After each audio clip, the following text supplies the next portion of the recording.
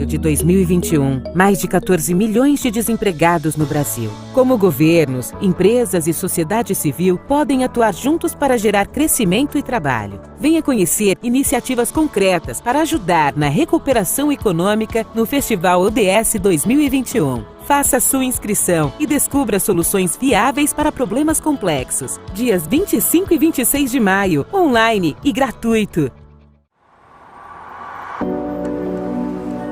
Cada município brasileiro tem desafios definidos e evidentes, lacunas nas áreas econômica, social e ambiental, que exigem soluções que levem ao desenvolvimento sustentável, com políticas públicas mais eficientes e responsáveis. Por isso, os municípios podem ser fortes aliados da Estratégia ODS, movimento que busca apoiar a implementação da Agenda 2030 e o alcance dos 17 Objetivos do Desenvolvimento Sustentável pelos países do mundo inteiro. Mas afinal, de que forma os governos municipais podem participar? Entre no site da Estratégia ODS e fale conosco. A equipe da Estratégia ODS retornará ao contato e disponibilizará materiais de apoio, como metodologias de revisão e elaboração de planos municipais ligados aos ODS, apoio técnico, divulgação de boas práticas, estímulo a diálogos e troca de experiências. Os conteúdos podem ser incorporados aos projetos e políticas públicas que já existem nas atuais administrações, estimular inovações e novas estratégias, e gerar oportunidades de ampliar parcerias multissetoriais, novas fontes de financiamento, promover o trabalho integrado entre secretarias, aproximar governo e sociedade, abrir diálogos com diferentes áreas para atender à Agenda 2030. Faça parte da Estratégia ODS e ajude a mudar o rumo da história, construindo uma gestão pública mais sustentável e eficiente. Contamos com sua parceria.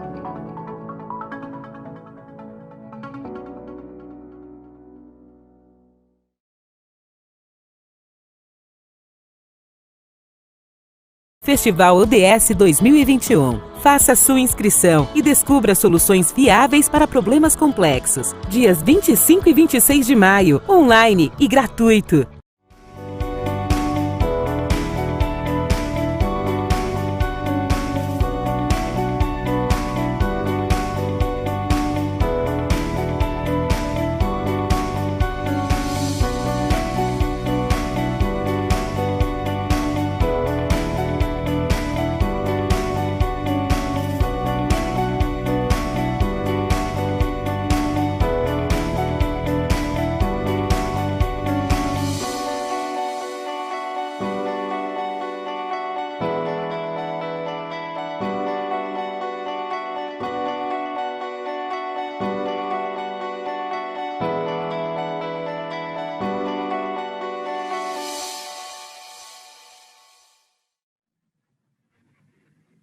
Olá, boa tarde a todos. Obrigada por estarem aqui em mais um painel do Festival ODS, em que a gente vai debater trabalho decente e proteção social.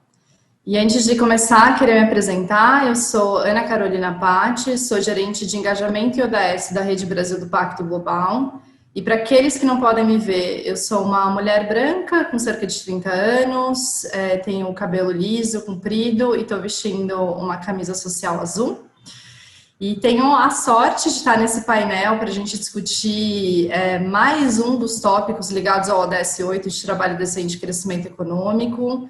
Em especial, hoje a gente vai falar sobre trabalho decente e proteção social, e eu estou mediando uma mesa que conta com a participação da Marina Ferro, que é gerente executiva em práticas empresariais e políticas públicas do Instituto Ethos.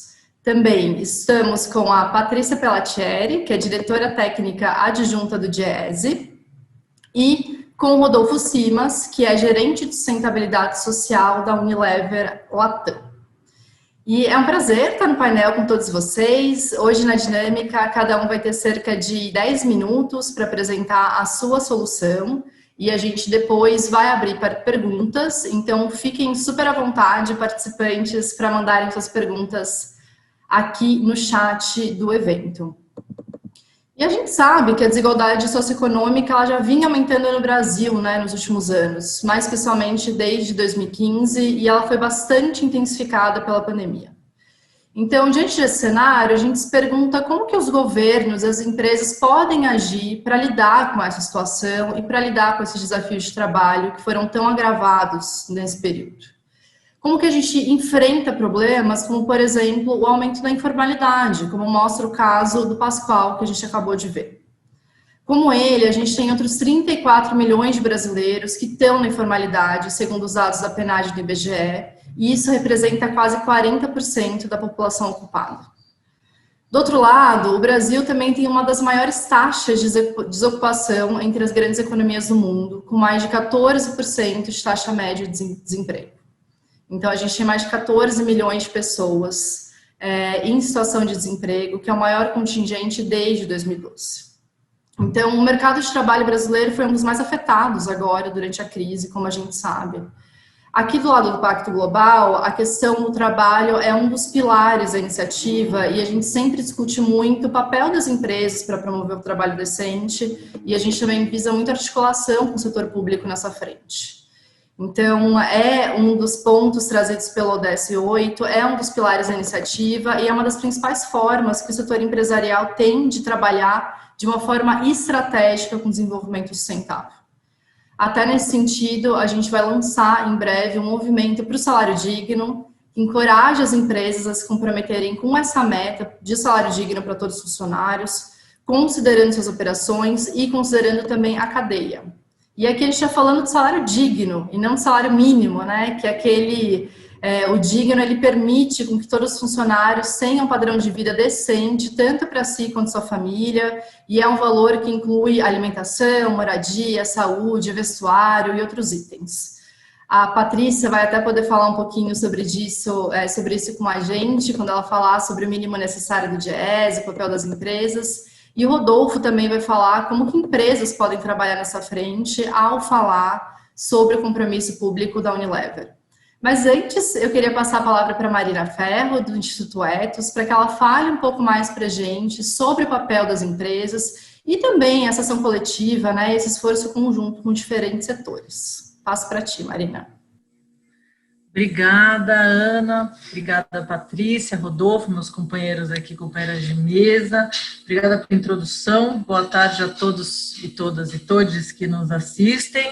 Quem não consegue me ver, eu sou uma mulher branca, tenho cabelo enrolado e estou na sala da minha casa. Vocês podem imaginar um ambiente aqui confortável nesse friozinho, para conversar aqui um pouco com vocês hoje, trazer um pouco mais da nossa atuação. No início do vídeo, a gente teve um caso que foi apresentado, o caso do Pascoal. Infelizmente, o caso do Pascoal é um caso que atinge boa parte dos brasileiros, né? Milhares e milhares de pessoas que estão aí em situação de vulnerabilidade. E aí, diante desse exemplo, a gente traz aqui, então, um pouco da nossa atuação, de como que a gente resolve, né, esses problemas, como que a gente contribui para a redução das desigualdades e para atingir essa sociedade mais justa e sustentável, que é a nossa missão. Bom, para quem não conhece, o Instituto Ethos é o Instituto de Empresas e Responsabilidade Social. Ele foi fundado em 1998 por um grupo de empresários com essa missão de mobilizar as empresas nessa construção dessa sociedade mais justa, né? De lá para cá, a gente vem trabalhando em uma série de iniciativas. Então, a gente desenvolve ferramentas para as empresas aprimorarem suas práticas, fazerem um diagnóstico de suas políticas, né, de como elas podem melhorar em cada uma das frentes, levando em consideração que a gente trabalha com o guarda-chuva de sustentabilidade de temas. Então, a gente tem frentes aí relacionadas tanto ao meio ambiente quanto ao combate à corrupção, mas também nas frentes de direitos humanos, e aí entendendo que cada um desses grandes temas destrincha ele em várias frentes, né? Então, direitos humanos, a gente fala de diversidade, de equidade de gênero, de raça, população LGBT, pessoa com deficiência, trabalho escravo e assim por diante, né? Então, em cada uma dessas frentes, a gente abre o guarda-chuva para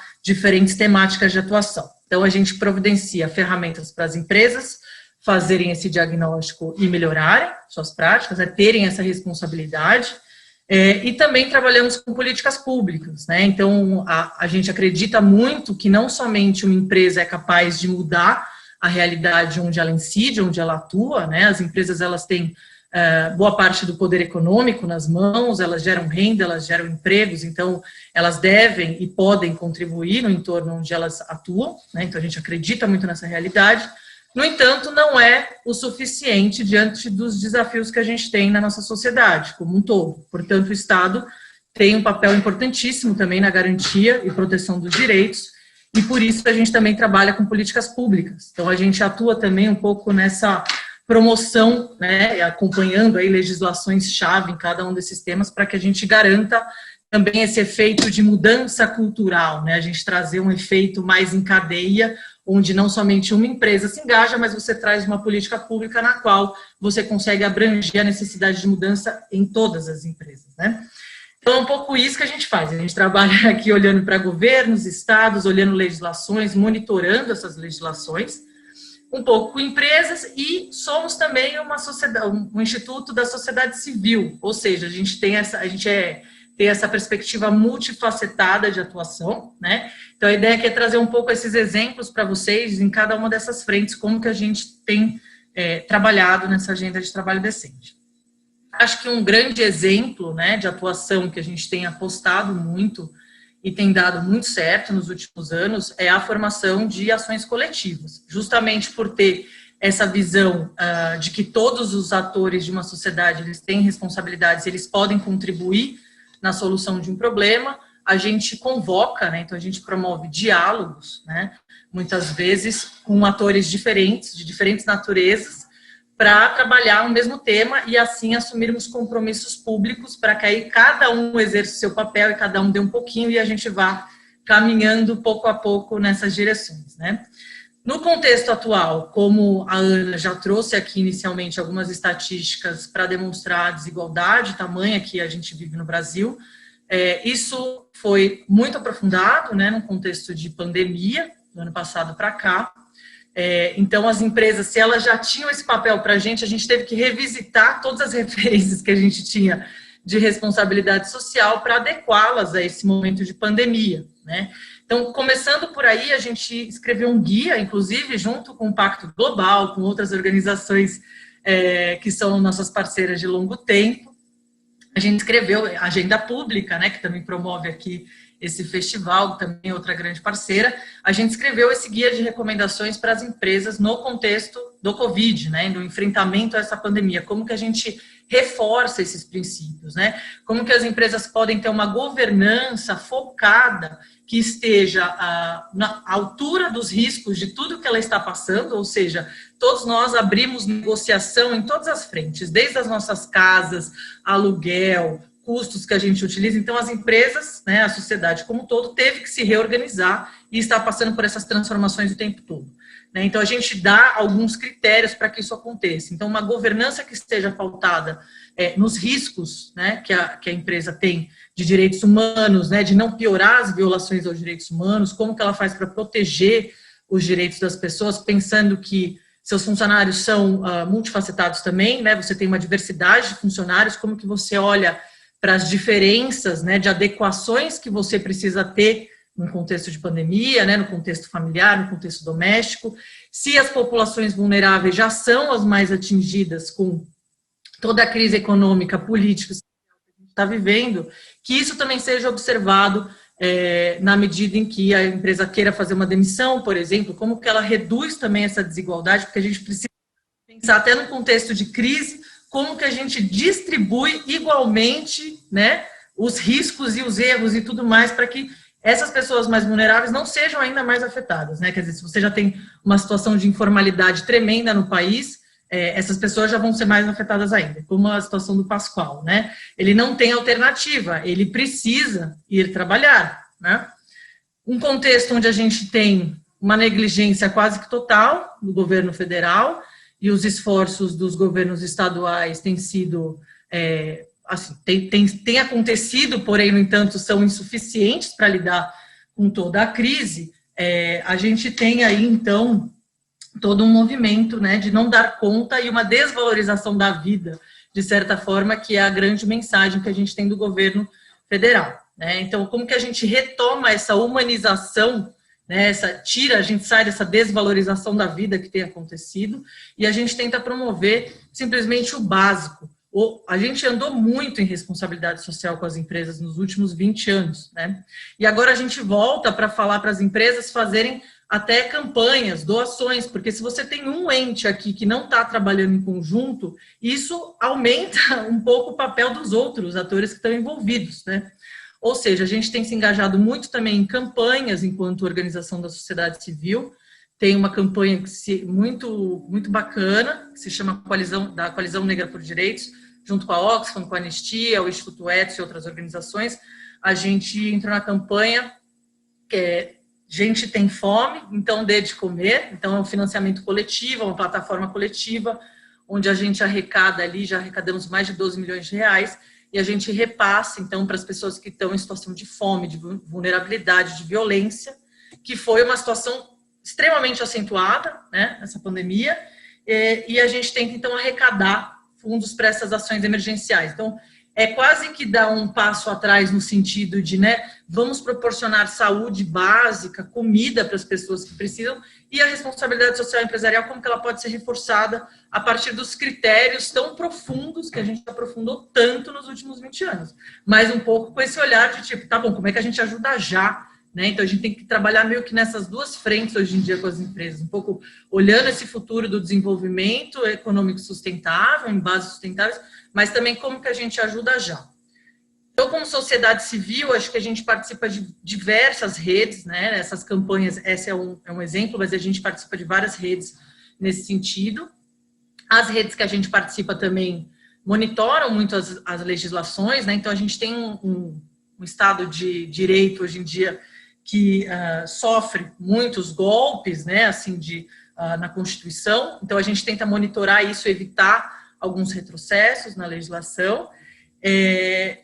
E, basicamente, além do guia, a gente tem formado ações coletivas. Eu já vou finalizar aqui minha fala, deixo para vocês me perguntarem, depois a gente vai aprofundando, porque tem muita coisa para falar nesses pontos, né? Eu estou aqui tentando ser rápida, inclusive. Mas só para deixar mais um projeto nosso, que eu acho que é um grande exemplo de ação coletiva, junto com o Diese, inclusive, que está aqui, a gente tem trabalhado no Agreste Pernambucano, numa frente de trabalho decente, né, num projeto de equidade de gênero para promoção do desenvolvimento econômico sustentável local, mas com foco nas melhorias das condições de trabalho e com foco em gênero. O Diese tem feito trabalho muito junto com as trabalhadoras, oficinas de olhar, né, como que a gente pode ter formas alternativas de produção nesse contexto. A gente conversa com as empresas bastante, estamos tentando construir aí junto com o governo local também soluções para esses problemas complexos. E aí, lá a gente tem atuado também muito nessas duas frentes, tanto de ter um fundo emergencial que a gente construiu, quanto olhar para esse longo prazo, como que a gente trabalha para melhorar as condições da população como um todo e promover um desenvolvimento econômico sustentável. Desculpa, gente, fique à vontade para me perguntar depois. Obrigada. Perfeito, Marina. Muito obrigada por trazer para a gente um pouco desse papel do setor empresarial, né, e a importância de articulação também com políticas públicas. Agora a gente queria ouvir um pouquinho da Patrícia. Patrícia, fala um pouco mais para a gente sobre esse papel do Estado em crises como essa que a gente está vivendo, né, e o que a gente pode fazer para voltar a promover mais desenvolvimento econômico focado no bem-estar. Obrigada, Carol. Boa tarde a todos e todas e todes. E para quem também não me vê, eu sou uma mulher branca, na faixa dos 50 anos, com cabelo liso, bem curtinho. Quero agradecer muitíssimo a organização do evento pelo convite para participar dessa tela, né? Cumprimentar aqui meus companheiros aqui de tema, o Rodolfo e a Marina, e ressaltar a importância desse debate, principalmente nesse momento de crise que nós vivemos e que foi tão bem pontuado no início pela Carol. Eu sou diretora técnica adjunta do Diese. O Diese é uma instituição de pesquisa, estudos e educação do movimento sindical, portanto, da classe trabalhadora brasileira. Há mais de 65 anos, o Diese faz uma ciência de classe e, portanto, é desse lugar que eu quero trazer aqui as nossas reflexões e as nossas propostas para compartilhar com vocês. Para que a gente tenha uma visão um pouco comum aí da extensão e da enormidade desse desafio que está proposto pelo ODS 8 e por essa mesa, portanto, eu vou só completar alguns dados que a Carol já colocou logo no início, que eu acho que são bem importantes. Nós somos hoje 76 milhões e meio de brasileiros e brasileiras acima de 14 anos que estamos fora do mercado de trabalho, sendo que mais de 11 milhões estão disponíveis e gostariam de trabalhar, além daqueles 14 milhões e meio de desempregados que a Carol tocou. Além disso, dos 85 milhões e 900 mil trabalhadores que estão ocupados, como a Carol bem disse, 40% são informais. Quando nós dizemos informais, nós estamos falando que são trabalhadores sem proteção trabalhista e previdenciária, e além disso, nós somos mais de 32 milhões de trabalhadores subutilizados. Somos, portanto, 30 milhões de trabalhadores e trabalhadoras sem nenhuma renda, 14 milhões e meio de famílias na extrema pobreza, o que representa aí 20% da população brasileira. Nós estamos nessa situação também, como foi pontuado aqui no início, não só pela pandemia, que aprofundou muito, acelerou, expôs todas as nossas mazelas, mas em razão das escolhas de política econômica adotada nos últimos anos. Nós estamos falando aí de austeridade fiscal, de uma redução dos investimentos públicos em infraestrutura e políticas sociais, da redução da proteção trabalhista e previdenciária, que fragilizou muito social e economicamente o país, inclusive para enfrentar essa crise que é global. Então, em toda a crise, nós sabemos que os segmentos mais vulneráveis, eles são os primeiros a serem afetados e são mais profundamente afetados. Nós estamos falando aqui, principalmente, das mulheres, dos negros, dos jovens, e essa crise, por suas características específicas, que é a necessidade do distanciamento social, ela impactou de uma forma muito mais dura as mulheres. De um lado, fechando postos de trabalho que são muito femininos, né? Nós estamos falando de hotéis, de turismo, serviços pessoais, escolas e lojas, enfim. E, de outro lado, sobrecarregando muito as mulheres com as atividades dos cuidados, né? Então, cuidados com os doentes, idosos, com as crianças, com a casa, com a refeição, inclusive com o acompanhamento escolar. Então, essa crise, ela aprofunda ainda mais a desigualdade, que é estrutural, ela é histórica do nosso mercado de trabalho, entre homens e mulheres, e principalmente na questão do compartilhamento aí das responsabilidades familiares. Eu estou dizendo tudo isso para mostrar que os danos sociais desta crise pandêmica, eles serão permanentes, principalmente no que diz respeito à precarização e o aprofundamento dessas desigualdades do mercado de trabalho. Então, sem dúvida, todas as ações coletivas de todos os atores sociais, a sociedade civil, é fundamental.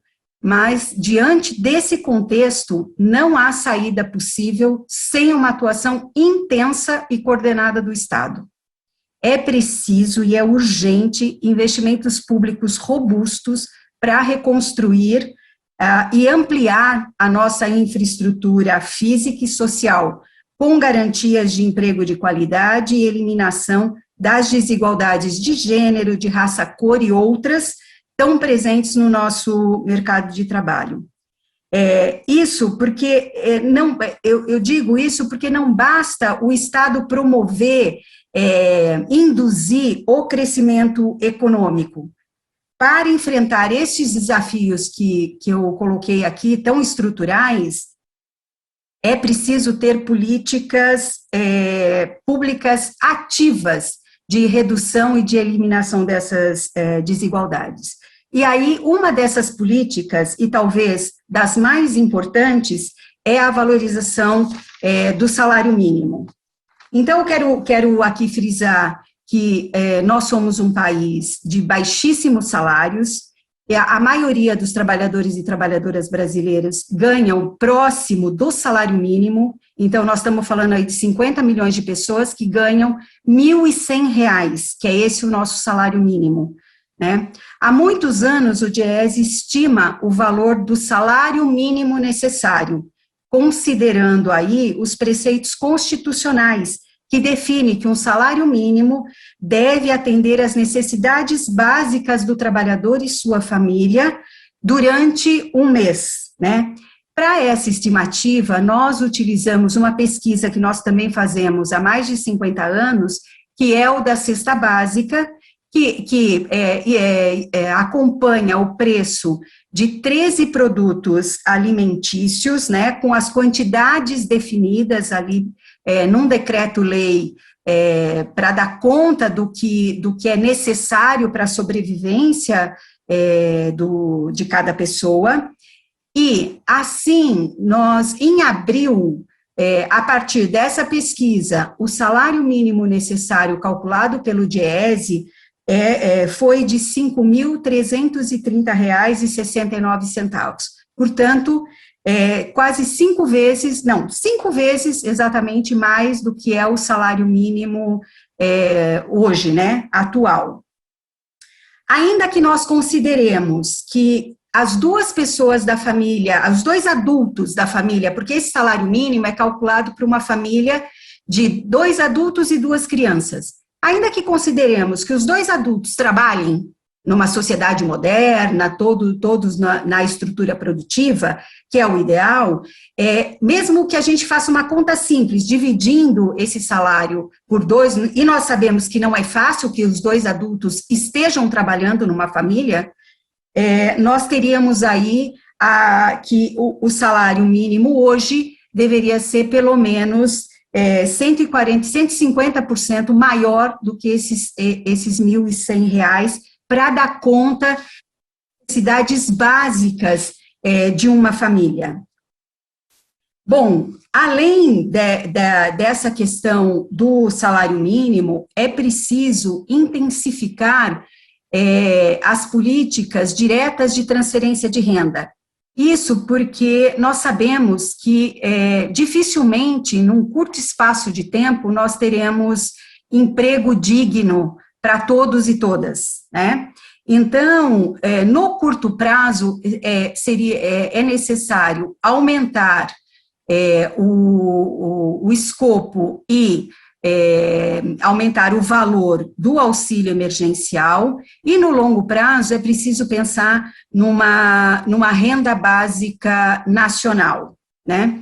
Um outro elemento importante que tem que estar no nosso debate é conversarmos seriamente sobre a redução de jornada de trabalho, lembrando, redução de jornada de trabalho com salário digno, que é disso que se trata aqui o nosso tema, e valorização da economia dos cuidados, né? É preciso que a gente aqui considere o trabalho reprodutivo, que é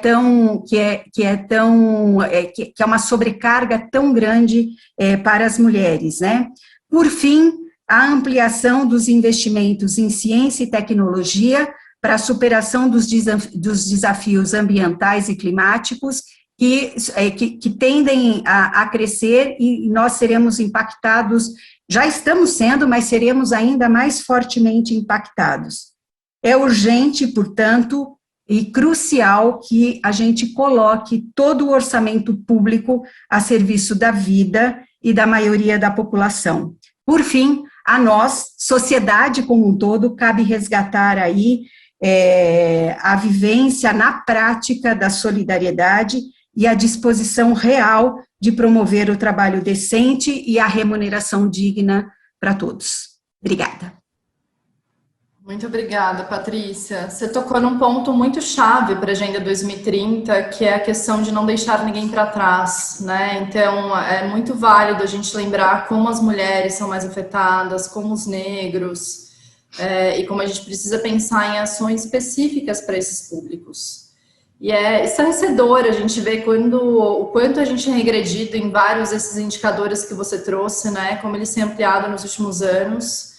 E eu acho que um dos pontos é que a gente não pode perder a esperança e a força de vontade de atuar nessa direção. A gente tem que ter uma atuação cada vez mais forte, não só de governos, mas também de empresas.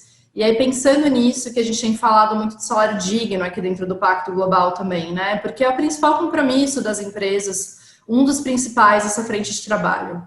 E aí eu quero aproveitar e passar a palavra para o Rodolfo. Rodolfo, conta um pouco mais para a gente sobre como que a Unilever tem trabalhado com salário digno e qual a importância do compromisso público da empresa nessa frente, não só na operação, mas considerando também a cadeia. Obrigado, Carol. Boa tarde a todos. Obrigado, Agenda Pública, pelo privilégio de estar aqui com vocês. Cumprimento a Marina, a Patrícia, e ecoo as palavras do que elas comentaram, os desafios, né, as oportunidades. É um prazer aqui estar com vocês. Eu sou Rodolfo, sou homem, branco, de cabelos assim como a Marina também cacheados, estou usando óculos, estou falando aqui hoje da minha varanda aqui também. Bom, acho que né, a ideia é compartilhar um pouco justamente o que a gente tem feito aqui na Unilever com relação à temática especificamente sobre salário digno. A gente, né, eu reafirmo e confirmo o que a Marina e a Patrícia comentaram, e a Carol também, em termos, né, do desafio. Então, a pandemia, o que isso trouxe no cenário atual brasileiro. E a Unilever, a gente acredita, né, juntamente com o setor empresarial, a gente acredita justamente que o setor, os negócios podem ajudar justamente a atacar os problemas da desigualdade, da pobreza, e mais ainda agora nesse cenário pandêmico, né, e atacando isso com o objetivo e o foco de elevar os padrões de vida e bem-estar. Aí, nessa linha, nesse sentido, um dos caminhos que a Unilever entendeu como mais relevantes para atacar esses problemas de desigualdade e pobreza é por meio da melhoria da renda das pessoas. Então, elevando a renda e melhorando a condição e bem-estar das pessoas. E, de maneira bem simples e prática, o que tem acontecido, o que acontece hoje, não só no Brasil, mas, né, em diversos países do mundo, muitas pessoas não ganham o suficiente, assim como a Patrícia comentava muito bem agora, nos exemplos do salário mínimo necessário. Então, as pessoas não ganham o suficiente, elas recebem uma parcela injusta do valor que elas geram, do valor que elas criam. Então, esses baixos salários, eles não afetam somente as pessoas, os trabalhadores como indivíduos, mas justamente as suas famílias, as suas comunidades onde eles habitam. Então, aumentar a renda, né, dessas pessoas com salários baixos, a gente entende como organização, como negócio, que isso pode destravar e gerar enormes benefícios em termos de saúde, de educação, de igualdade de gênero e diversas outras características do mundo para caminhar para um mundo mais justo e socialmente mais inclusivo. Nesse contexto todo foi que a gente lançou agora, então, no começo do ano, em janeiro, não sei quem pôde acompanhar, mas em janeiro agora, junto com as nossas outras metas e compromissos globais de sustentabilidade, a Unilever lançou um compromisso e a meta de que até 2030 todas as pessoas diretamente envolvidas no fornecimento dos nossos bens e serviços devem ganhar e ganharão um salário digno. Então, é uma meta que a gente colocou aí para 2030. A gente entende da complexidade e o quão agressiva essa meta né, entendendo os desafios da nossa cadeia de suprimentos, mas a gente se colocou entendendo justamente o desafio da desigualdade, da pobreza atualmente no mundo, junto com outras organizações também de diversos setores. O salário digno, como a Carol já comentou, essa remuneração recebida por uma semana de um trabalhador trabalhando em determinado local, que é suficiente para proporcionar um padrão de vida decente. E por decente a gente entende, é um padrão que permita para esse trabalhador a alimentação, acesso à água, habitação, moradia, saúde, transporte e etc. E necessidades que são essenciais, incluindo a provisão para itens ou eventos que são inesperados. A gente entende e sabe o desafio disso, no contexto brasileiro especificamente. O valor do salário digno ele varia, logicamente, de país para país, e no contexto brasileiro a gente sabe do desafio de cada estado e de cada área que a gente tem, né, contextos socioeconômicos diferentes. Então, a ideia é trabalhar justamente em parceria com ETOS, GESE, com os diversos organismos e órgãos brasileiros, justamente para evoluir nessa agenda e alcançar esse compromisso. O que a gente vai focar como empresa nesses primeiros momentos são nos trabalhadores que são mais vulneráveis, tanto no setor industrial, manufatura, que, né, nossos fornecedores nesse setor da indústria, mas também no setor de pequenos agricultores, no setor agro. E a gente, logicamente, vai trabalhar com todos os nossos stakeholders para criar soluções que são sistêmicas, que são soluções sustentáveis para elevar os padrões de vida dessas pessoas, desses milhares de fornecedores da nossa base. A gente entende que são 3 principais fatores de sucesso para que isso aconteça. Primeiro, a gente precisa de práticas de compras inovadoras, então o nosso trabalho vai ser muito, muito próximo com o nosso time de procurement, nosso time de compras, responsável por todas as negociações e articulação com os nossos fornecedores, então a gente entende essa importância. O segundo é a colaboração, então, com diversos atores, colaboração com diversas empresas. A gente tem, a nível global, trabalhado com L'Oréal, Schneider e outras empresas, né, que já começaram também com essa agenda muito forte. E aqui no Brasil também, já começando alguns diálogos junto com o Pacto, né, buscando aí uma coalizão brasileira com relação ao salário digno, e cada vez mais trazendo as empresas também para essa agenda. Semana passada eu tive também com os meus colegas da Natura também conversando sobre o tema. Então a ideia é justamente criar um movimento que vai justamente consolidar o terceiro ponto-chave, o terceiro fator-chave, que é a agenda de advocacy, claramente exposta pela Marina e pela Patrícia. A gente não tem como fazer isso sem envolvimento do governo a nível federal e local também. Então, é necessário uma agenda de advocacy muito forte para justamente fazer com que o salário digno ele não seja o teto, mas a base, e a gente cubra esse gap do que a gente tem hoje aí, com relação ao nosso salário mínimo. A gente vai precisar, logicamente, de uma abordagem sistêmica, pois os salários, e aí a Marina comentou muito bem, os salários eles não podem ser tratados com maneira, né, e o salário digno de uma maneira isolada. A gente trata isso, vai continuar tratando o salário digno como uma questão de direitos humanos, ligadas com relação à questão de jornada de trabalho, saúde e segurança, discriminação, etc. Então, a gente entende que são fatores essenciais. E a gente entende, logicamente, que essa agenda não é uma agenda fácil, é uma jornada. A gente entende o desafio e a gente acredita que é uma agenda essencial. A elevação dos padrões de vida é uma das etapas mais críticas aí da trajetória para o mundo que a gente quer ver mais diverso, mais incluso, que estimula talento, que estimula a retenção.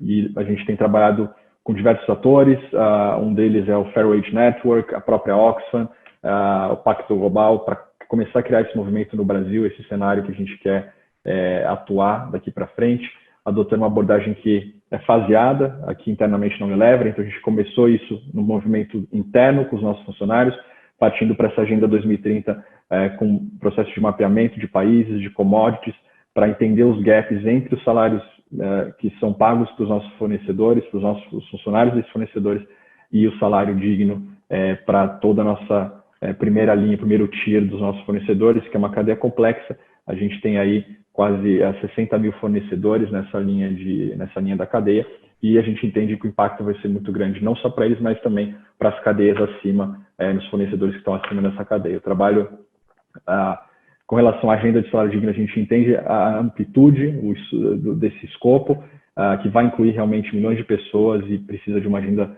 conjunta com diversos atores. E aí, para finalizar, eu trago um exemplo muito claro do que é esse desafio, de como a gente vai caminhar para essa agenda a partir de agora. É um exemplo que assim que eu cheguei na Unilever, em 2018, eu me encontrei com esse desafio, e é uma história só para exemplificar um pouco das coisas e das estratégias, das ações que a gente vai precisar começar a ter. Como parte do nosso processo de fornecimento, de agenda de fornecimento responsável, a Unilever, assim como diversas empresas aqui no mercado brasileiro, a gente audita os nossos fornecedores com relação a práticas sustentáveis através de auditorias sociais, contando aí com auditorias, com empresas de auditorias que nos apoiam. E aí, assim que eu cheguei, um dos auditores me ligou falando que a gente estava com um desafio com relação a custo de transporte dos funcionários desse fornecedor.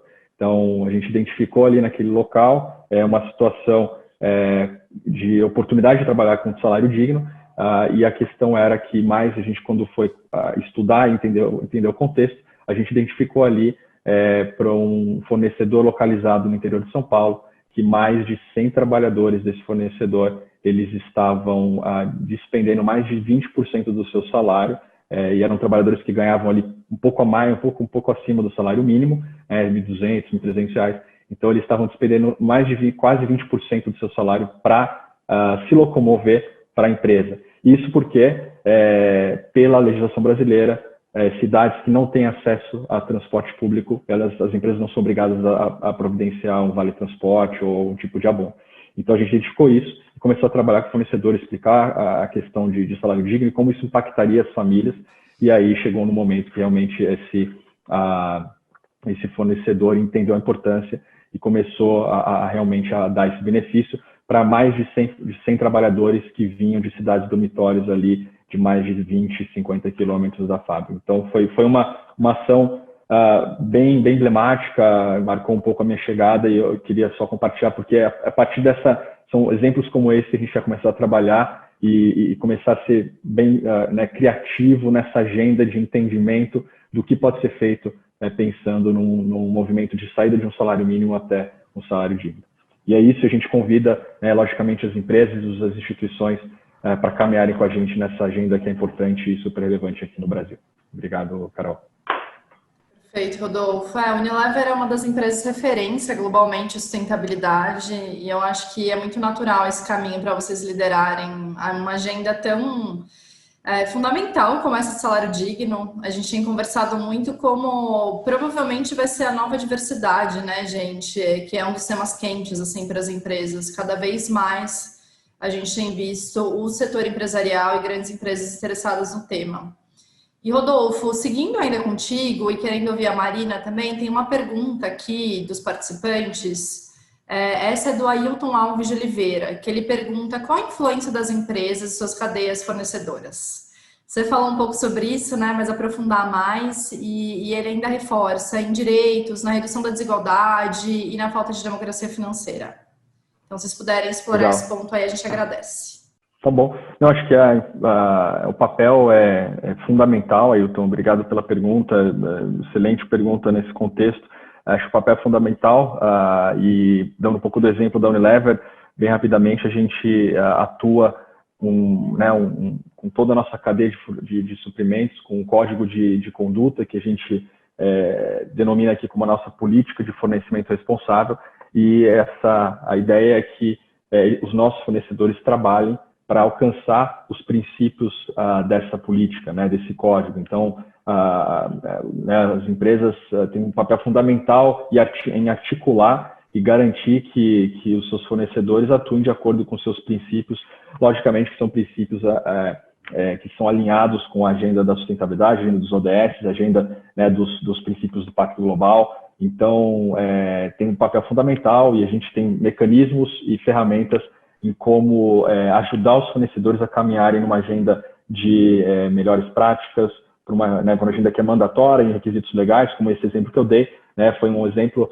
onde o fornecedor ele pagava o salário mínimo, né, então a gente tem uma verificação, a gente quer ter a certeza de que os funcionários ganham acima do salário mínimo, por requisito legal, mas a gente vai além. Então, como que você ajuda os fornecedores a caminharem além? Então, essa é a ideia, acho que é o papel fundamental das empresas, como a Marina estava bem comentando. A gente tem que olhar para o futuro desse desenvolvimento sustentável, mas também com algumas práticas que colocam a gente num papel um pouco mais fundamental do cenário né, atual. Marina.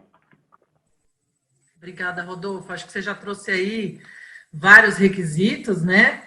Também agradeço a pergunta. Nesse guia que a gente construiu de enfrentamento à pandemia com responsabilidade social empresarial, a gente tem 13 recomendações para as empresas trabalharem com seus fornecedores e cadeia de valor. Então, vou aqui falar rapidamente, tá? Primeiro, avaliar quais dos seus fornecedores ou clientes, né, podem demonstrar um risco elevado nesse novo cenário. Se necessário, adaptar suas medidas, né, de mitigação de risco em relação aos mesmos, revisitar suas políticas e procedimentos, né, de integridade que envolvam a cadeia de valor e incluam orientações breves, objetivas e aplicáveis, né, a cada uma das situações. Realização de treinamentos específicos com as áreas afetadas principalmente, né, pensando aí também em terceiros, transmitindo, acho que até mensagem simples é algo importante de ser falado, para não ser algo tão complexo também, mas para que todo mundo continue observando que existe uma política por trás daquilo, uma governança, né? Busquem capacitação adicional, se for o caso, encorajar a troca de conhecimentos diárias, né, de compliance com outras empresas, para que vocês possam ter uma troca, né, de suporte mútuo aí no enfrentamento dos desafios. Apoiar a cadeia de valor com processos, comunicação. Tem muitos fornecedores, muitas vezes, que são vulneráveis, então também avaliar quais são os de maior risco e quais não são, para ajudar pequenos negócios, enfim, para que eles também não quebrem, né, não deixem de existir num contexto como esse. Acho que é legal você tentar ter algum nivelamento, né, de quem você vai ajudar e quais são esses fornecedores que estão com risco maior de existência, né? Então, dar esse apoio para a cadeia, tanto em processo, comunicação, informação, é legal, né? Tudo que possa ser compartilhado para apropriação deles mesmo, né? Para que eles também não sejam tão prejudicados. Aí vocês podem também a empresa pode dar publicidade sobre quais são as parcerias, então a transparência é legal também para fortalecer a resposta que cada empresa está dando à crise, né? Garantir que não haja tanta comunicação com concorrentes, em especial em relação aos preços e condições comerciais praticados. Negociações com o governo de forma transparente e compreensível, também é algo que a gente sugere aqui. Utilizar incentivos do Estado para a proteção dos stakeholders, então colaboradores, fornecedores, acho que um pouco até do que o Rodolfo e a Patrícia falaram aqui já também, né? Tem muitos tinham mais mecanismos alternativos, né, de MP, de você reduzir jornada, sem reduzir o salário. Todos esses mecanismos são bem importantes para você evitar também o desemprego, né, e continuar mantendo as pessoas no seu posto de trabalho com a mesma renda, né. Então, utilizar esses incentivos do Estado. E, por fim, oferecer apoio para pequenos e médios fornecedores, né, para preservar, de certa forma, a dinâmica do setor, e reconhecer o contexto, né, que vai ter que, de certa forma, implicar em adaptações dos processos, né, usuais, para que os pequenos e médios fornecedores também se adequem aí e possam permanecer executando suas atividades de forma íntegra e segura com respeito aos direitos humanos. Então, basicamente, continuar com a devida diligência, tentando promover ao máximo os direitos sem ter essas perdas, né? Acho que é um pouco por aí, mas eu sugiro que vocês entrem no guia, porque aqui eu estou trazendo de uma forma mais geral, mas lá está mais detalhado, ponto a ponto. Perfeito, Marina e Rodolfo, obrigada. Tem muitas perguntas chegando por aqui, eu vou juntar duas. O Cláudio de Hipólito, ele pergunta como podemos relacionar o tema de trabalho decente com inovação e empreendedorismo. E aí, na mesma linha, o Sérgio Andrade, ele pergunta se vocês podem citar exemplos de inovações públicas ou privadas aqui no Brasil, em outros países, que indicam caminhos para a gente aprimorar a proteção social e a empregabilidade. Talvez a Patrícia possa começar com essa, trazendo alguns exemplos do lado do governo. Pode ser.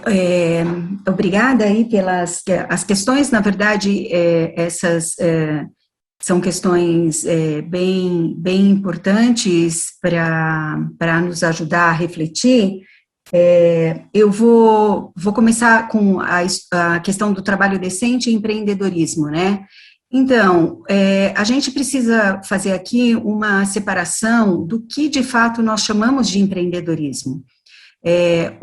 Isso que é chamado de um país empreendedor, eu não duvido disso, que o Brasil de fato seja um país empreendedor, mas o que nós temos, esse volume enorme de contas próprias, né, mais de 40 milhões, esse crescimento, pelos estudos que a gente faz a respeito, trata-se muito mais de uma estratégia de sobrevivência do que, de fato, de um desejo de empreender. Então, o trabalhador perde o seu trabalho protegido, muitas vezes, e resta para ele a saída de tentar alguma coisa, porque a recolocação no mercado ela é muito difícil. Então, tem uma parcela, de fato, de empreendedores, mas a grande parcela são de trabalhadores que perderam os seus postos de trabalho e estão numa condição mais precária, sem nenhuma proteção social. Então, quando você pensa num trabalho decente e empreendedorismo, seja ele um empreendedorismo real ou essa estratégia de sobrevivência, nós temos que pensar como é que se constrói uma rede de proteção social também para esses trabalhadores e trabalhadoras. Sejam pequenos empresários, enfim, eu estou colocando aqui nesse campo também os pequenos negócios, né? Então, não só os microempreendedores, mas os pequenos e muitas vezes os médios empresários também podem estar colocados nessa mesma categoria.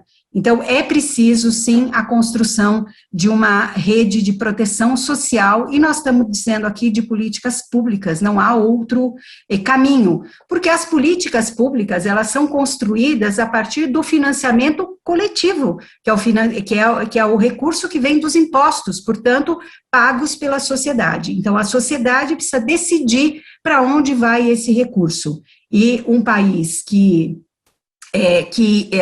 envelhece, inclusive, precisa pensar na ampliação dessa rede de proteção social.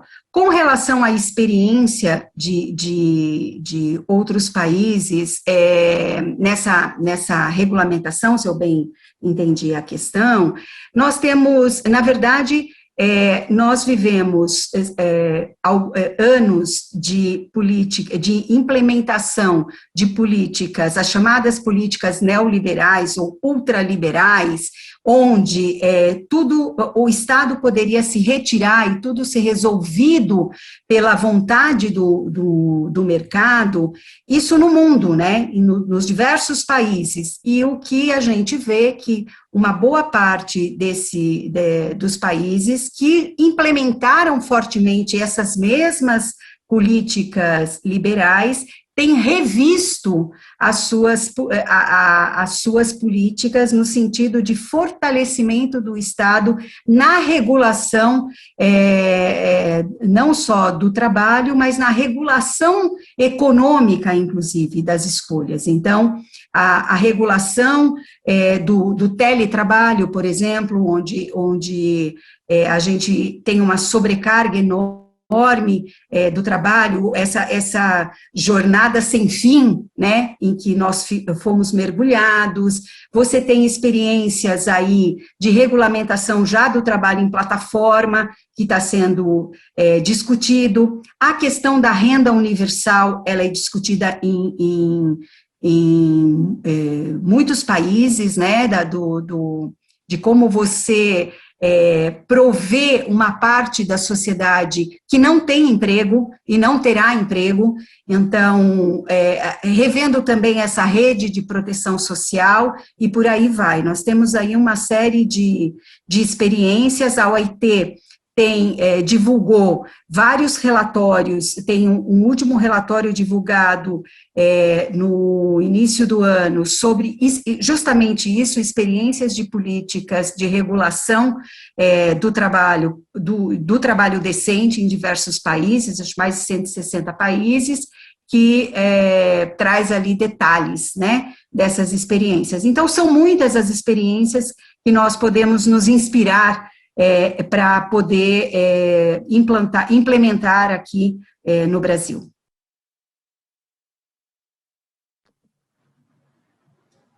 Perfeito. Marina e Rodolfo, vocês querem complementar? Ou a gente pode partir para a próxima pergunta? Acho que, não, a Patrícia comentou super bem, acho que para dar espaço para outras perguntas, se quiser, Carol, seguir, está perfeito.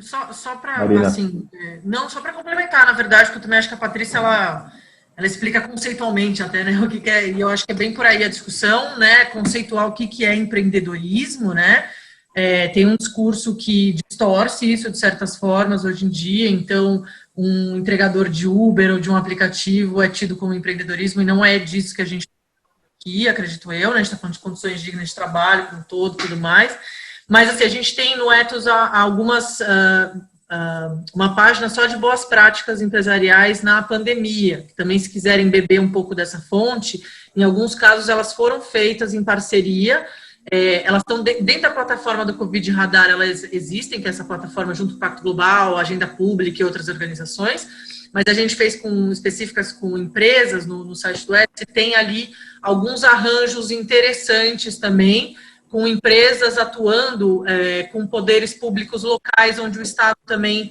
não tem muita capacidade. E aí aconteceram alguns arranjos que possibilitaram aí as empresas, pequenas empresas, enfim, né, deram uma fomentada em pequenos negócios, que eu acho que é interessante também, deixo aqui a dica para quem quiser navegar e ver mais de perto essa sugestão. Ótimo, Marina. Só o último, desculpa, Carol, o último comentário. Claro. Acho que são duas arenas aí, né, duas avenidas. Né, a pergunta específica é sobre inovação, então, né, quando a gente fala de inovação, é algo super amplo, mas super bem colocado pela Patrícia e pela Marina, a questão da inovação das formas de trabalho, né? Então a gente tem visto muito isso e a Patrícia conceitou muito bem. E caminhado para a inovação também, do ponto de vista tecnológico, quando a gente olha os desafios aí, pensando na questão de direitos humanos, olhando controles e mecanismos de verificação nas cadeias de suprimentos, né? É onde a gente vê aí um movimento muito grande de uso, né, de tecnologias de Big Data, Analytics, enfim, né, diversas tecnologias de blockchain para olhar um pouco a cadeia e detectar com mecanismos de riscos um pouco bem preliminares aí com relação a questões de direitos humanos, saúde, segurança, etc. Isso que o Rodolfo está falando, desculpa, estou pegando carona aqui, mas é porque ele está trazendo uma questão que, na verdade, é um dos desafios principais. Eu acho que o Ethos também está tendo, na verdade, de inovar, até a gente conceituar isso aí, fazendo até uma mistura entre o que a Patrícia e ele estão falando, porque hoje em dia o que a gente tem a dificuldade é eu pegar esses conceitos todos de trabalho decente, que já são consolidados, né, historicamente, a gente já caminhou bastante nessa direção, e como que a gente aplica isso nessa realidade atual que se acelerou muito digitalmente, né? E eu acho que é aí que a gente tem que entrar, o que significa trabalho decente dentro dessas plataformas, né? O que é empreender dentro disso, o que é inovar dentro disso. No final do dia, a gente quer as pessoas terem condições dignas, no final das contas, né? Mas só para a gente, eu acho que é um pouco esse o nosso desafio agora de tentar conceituar e colocar isso na prática. Perfeito, gente. A gente tem 2 minutinhos só. Tem algumas perguntas aqui. Tem uma só que eu não queria deixar de fazer e eu vou até pedir licença para vocês para fazer a pergunta e responder muito brevemente, que é uma pergunta da Liliane Frazão sobre como calcular, como chegar a um valor de salário digno, tendo em vista que o custo de vida varia de acordo com o contexto em que o trabalhador está inserido. Acho que, Rodolfo, você falou bastante isso, sobre como como a gente tem que calcular a nível local mesmo, não dá para chegar no valor global.